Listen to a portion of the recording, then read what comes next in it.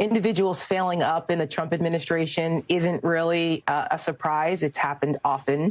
And I'm sure Elise Stefanik is not very happy today, once again, as she lost the dream job that she was hoping she was going to get, and that someone like Mike Walz is going to get it instead of her. So the inter-party dynamics of all of this is quite fascinating, as someone who used to be on the Hill and knows how these things work. But can I ask you about that, Tara? Is that just gives people more to gossip about, or does it have real implications?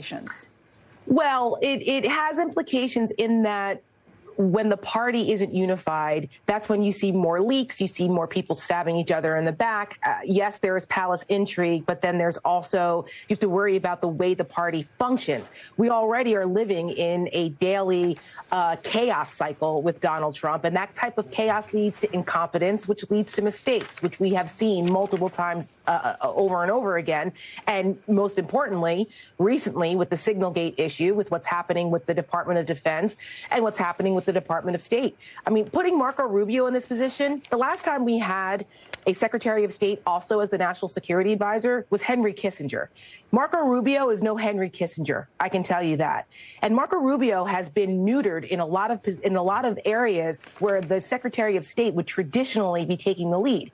Like, he's had to take a back seat on the Ukraine negotiations and what's happening there to a real estate guy who doesn't know what he's doing, that's a friend of Donald Trump's and a Putin apologist.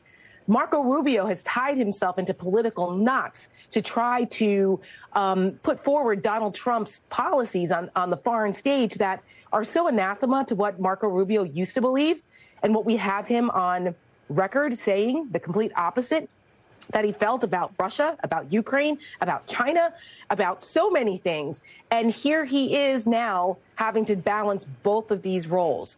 It's quite the political metamorphosis on Marco Rubio's part, and I'll be very curious to see how long he lasts in this position, balancing both the executive branch employee type of role as the NSA for Donald Trump and then Secretary of State. Why are we in this position? Donald Trump can't seem to keep people in positions of power that are of grave importance to the United States and our stability on the world stage and our foreign policy and national security. Why is that?